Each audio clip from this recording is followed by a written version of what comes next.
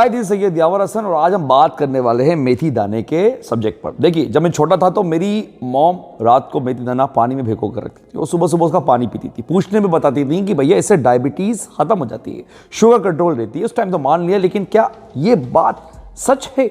आज इसी सब्जेक्ट पे बात करेंगे। क्या आप भी जो मेथी दाना पी रहे हैं उससे शुगर कंट्रोल हो सकती है या उसका कोई बेनिफिट है, या बस हम वो बेस्वाद सा पानी पी जा रहे हैं? किसी भी फूड डायबिटिक्स के लिए अच्छा है या नहीं है, या डायबिटिक पेशेंट खा सकते हैं, उसको जो जज करा जाता है वो जज करा जाता है उसके पीएफ वैल्यू और उसके ग्लाइसेमिक लोड से। जैसे कि मेथी दाना है, इसमें सब कुछ है, प्रोटीन है, फैट है, कार्बोहाइड्रेट है, फाइबर्स हैं।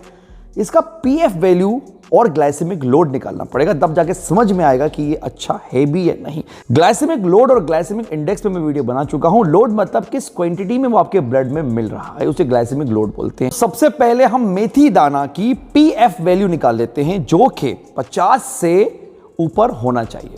50 से ऊपर होना चाहिए, मतलब अगर 50 से ऊपर है तो आप उसे खा सकते हैं। अब प्रोटीन, अगर हम 100 ग्राम की न्यूट्रिशन वैल्यू निकालें मेथी दाना की, तो प्रोटीन है उसमें 25%, फैट हम लोग 7% मान लेते हैं, और उसका जो फाइबर है वो है लगभग 25%। तो protein plus fat plus fibre इसको ऐड करते हैं तो ऑब्वियसली ये 50 से ऊपर जा रहा है। दैट्स मीन्स कि इसका जो पीएफ वैल्यू है वो अच्छा है, डायबिटिक पेशेंट इसको खा सकते हैं।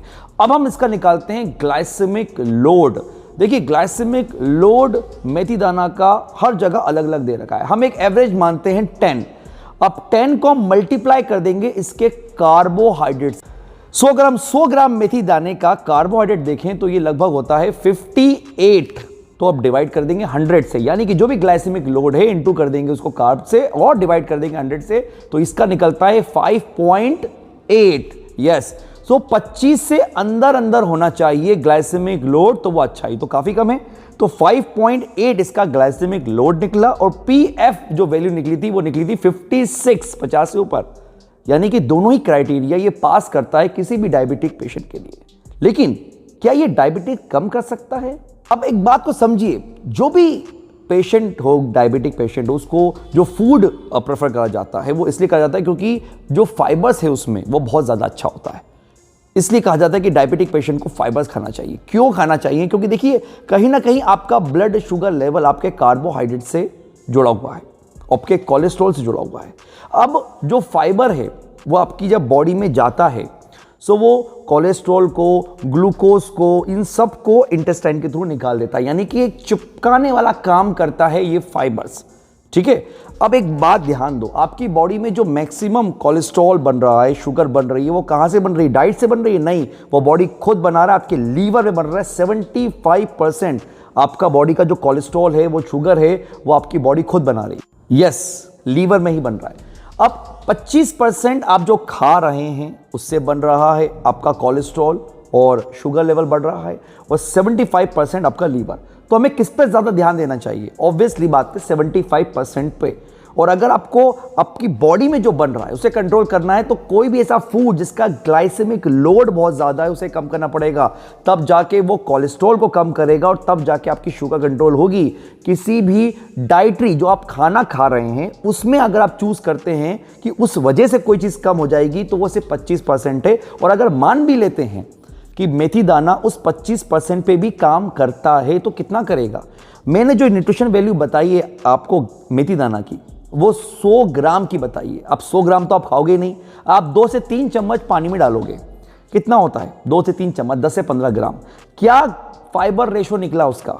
मुश्किल से कुछ पॉइंट ग्राम, यानी 1 ग्राम भी नहीं निकला। अब वो 1 ग्राम भी नहीं निकलने वाला फाइबर कितना कार्बोहाइड्रेट, कितना ग्लूकोज, कितना कोलेस्ट्रॉल को चिपका के आपके इंटेस्टाइन से निकालेगा? पॉसिबल है क्या? नहीं है।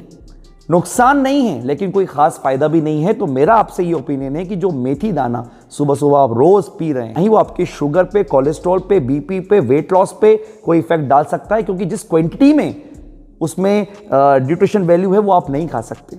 2-3 चम्मच में वो न्यूट्रिशन वैल्यू निकल ही नहीं सकती कि वो आपको बेनिफिट दे।